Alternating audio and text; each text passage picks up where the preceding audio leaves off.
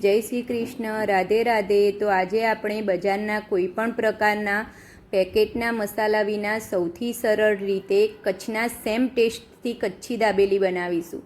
જેવી કચ્છના ભુજમાં મળે છે તેવા જ ટેસ્ટ સાથે મસાલો બનાવો એ જ ખૂબી છે। તો તેની માટે મેં 500 ગ્રામ બટેકા લીધા છે, તેની અંદર 1 ગ્લાસ પાણી એડ કર્યું છે। હવે કુકર બંધ કરી દઈશું અને ગેસ ઉપર ગેસ ચાલુ કરીને મૂકી અને 5 થી 6 વિસલ કરી લઈશું, બટેકા બફાય ત્યાં સુધી।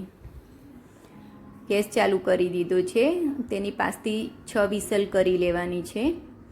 હવે એક મિક્સર જાર લીધું છે। હવે આપણે રેડ ચટણી બનાવીશું, તીખી ચટણી। તો તેની માટે મેં 10 થી 15 કળી લસણ લીધું છે અને 1 નંગ ડુંગળી લીધી છે। આ ચટણી આપણે સેમ કચ્છમાં મળે છે અંદર દાબેલીમાં લગાવવાની એ જ રીતથી બનાવીશું। તો ડુંગળીને આપણે મોટા મોટા પીસમાં કટિંગ કરી લઈશું।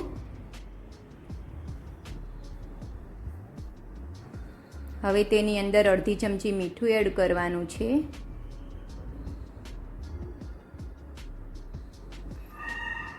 મેં એક મોટો ચમચો ભરીને કાશ્મીરી મરચું લીધું છે। નાની ચમચી લઈએ તો આપણે 2 ફૂલ ચમચી ભરીને કાશ્મીરી મરચું લેવાનું છે। હવે અડધી ચમચી જેટલું જીરું એડ કરવાનું છે તેની અંદર। અડધું લીંબુ નીચોવી દઈએ તેની અંદર।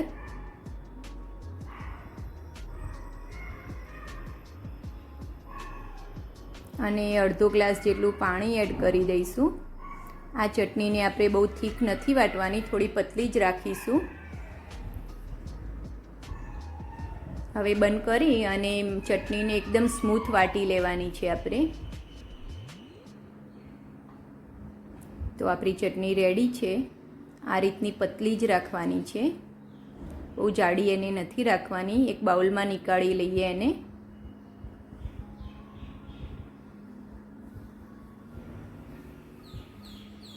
આપણા બટેકા બફાઈને રેડી છે, મેં તેને ઠંડા કરી લીધા છે। હવે બધા જ બટેકાને આપણે છોલી લઈશું।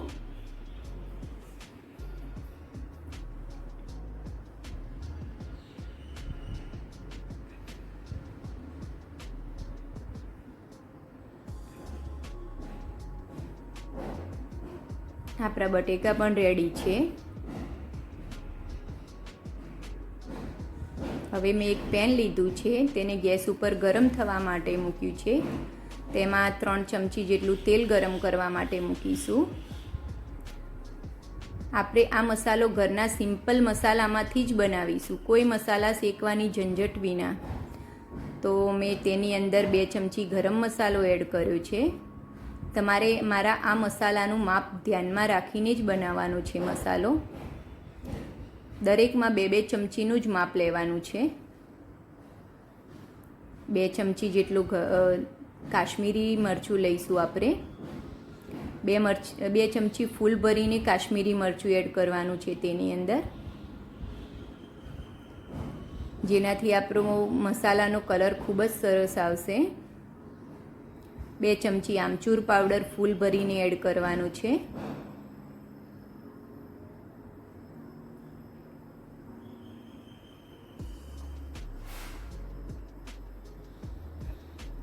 બે ચમચી ફૂલ ભરીને ધાણા જીરું પાવડર એડ કરવાનું છે।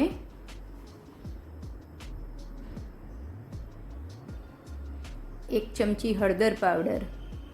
તમારે ખાલી હળદર પાવડર અને મીઠાનું જ માપ ચેન્જ કર્યું છે મેં આમાં, બીજું બધું સેમ ક્વોન્ટિટીમાં લીધું છે। મીઠું 1 ચમચી અને અડધું ચમચી સંચળ પાવડર એડ કરવાનું છે અને 1 ચમચી હળદર પાવડર એડ કરવાનો છે। હવે બધા મસાલાને એકદમ સ્લો અને ધીમા તાપે આપણે શેકવાના છે। જો ગેસ આપણો હાઈ હશે તો આપણા મસાલાનો કલર ચેન્જ થઈ જશે અને આપણા મસાલા બળી જશે। હવે 1 ચૂટકી હિંગ એડ કરી દઈશું અંદર। એકદમ સ્લો ગેસ ઉપર શેકવાના છે। પછી મસાલા આપણા થોડાક શેકાઈને તરત જ આપણે 1 ગ્લાસ પાણી અંદર એડ કરી દઈશું। 1 ફૂલ ભરીને ગ્લાસ પાણી એડ કરવાનું છે। હવે તેને હલાવી અને મસાલા ઉકળવા દઈશું।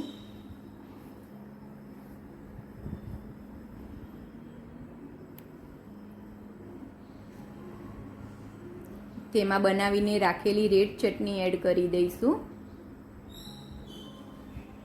હવે આ મીઠી ચટણી છે, જેની રેસીપી આ 3 ચમચી એડ કરવાની છે આપણે, જેની રેસીપી મેં મારી ઘૂઘરાની રેસીપીની અંદર મૂકેલી છે, તો તમે ત્યાં જઈને જોઈ શકો છો. આ ખાટી મીઠી નથી, સ્વીટ ચટણી છે.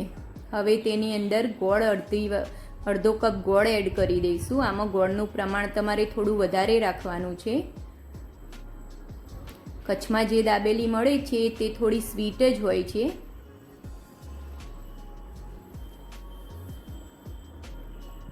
હવે આપણે બાફીને રાખેલા બટેકા, મેશ કરીને રાખેલા બટેકા તેની અંદર એડ કરી દઈશું.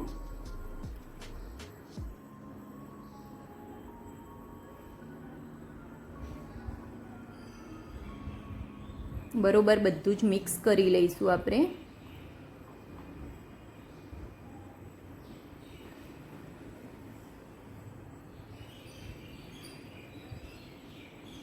જો આપણો મસાલાનો કલર કેટલો સરસ લાગે છે.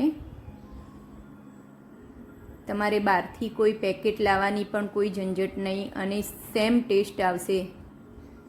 હવે આપણે એક પોટેટો મેશર લઈ લઈશું અને તેનાથી બરોબર મેશ કરી દઈશું. તો આપણો મસાલો રેડી છે. હવે ઉપરથી આપણે નારિયેળનું છીણ ભભરાવી લઈશું અને થોડાક લીલા ધાણા એડ કરી દઈશું અંદર. બધું જ બરાબર મિક્સ કરી લેવાનું છે. તો આપણો મસાલો રેડી છે. હવે ગેસ બંધ કરીને એક પ્લેટમાં લઈ લઈશું બધા મસાલાને.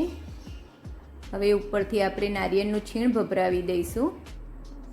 થોડીક દાડમ ઉપરથી ભભરાવી દઈશું અને મસાલા સિંગ ભભરાવી દઈશું તેની ઉપર, જેનાથી આપણો મસાલો ખૂબ જ સરસ લાગે. કચ્છમાં આ જ રીતે એ લોકો ડેકોરેશન કરે છે. ઉપરથી થોડાક લીલા ધાણા એડ કરી દઈશું. જોતાં જ ખાવાનું મન થઈ જાય એટલો સરસ મસાલો બને છે. હવે એક પાવ લઈને વચ્ચેથી કટ લગાવી દઈએ આપણે સૌપ્રથમ. તેની અંદર 1 ચમચી બનાવીને રાખેલી તીખી ચટણી લગાવી દઈશું. મીઠી ચટણી 3 ચમચી લગાવવાની છે. જે ટેસ્ટ છે એ આ ચટણીનો જ આવશે. તે લોકો આને ગળ્યું પાણી કહે છે, આપણે તેને સ્વીટ ચટણી કહીએ છીએ. હવે તેની અંદર મસાલો ભરી લઈશું.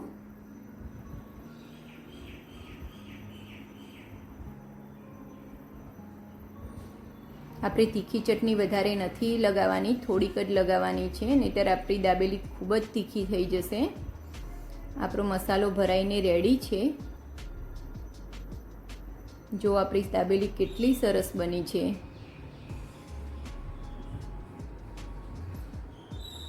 આપણે બીજી પણ ભરી લઈશું.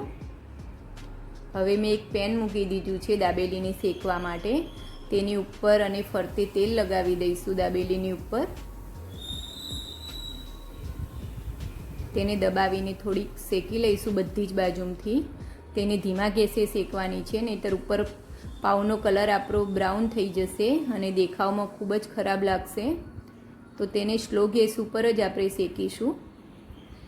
હવે લાસ્ટમાં જ તેની ઉપર સેવ લગાવવાની છે. જો આપણે પહેલાંથી લગાવી દઈશું તો આપણી દાબેલી જ્યારે શેકીશું ત્યારે આપણી સેવ બળી જશે. માટે તેને લાસ્ટમાં જ લગાવીશું આપણે સેવ, અને દેખાવમાં પણ ખૂબ જ સરસ લાગશે. આપણી દાબેલી બનીને રેડી છે. કેટલી સરસ લાગે છે. જો મેં તેને ગ્રીન ચટણી અને સ્વીટ ચટણી સાથે સર્વ કરી છે. તો આપણી દાબેલી રેડી છે ફ્રેન્ડ્સ. જો તમને મારી આ વિડીયો ગમી હોય તો મારી વિડીયોને લાઈક કરો અને મારી ચેનલને સબસ્ક્રાઈબ કરો. Thank you. Bye bye. જય શ્રી કૃષ્ણ.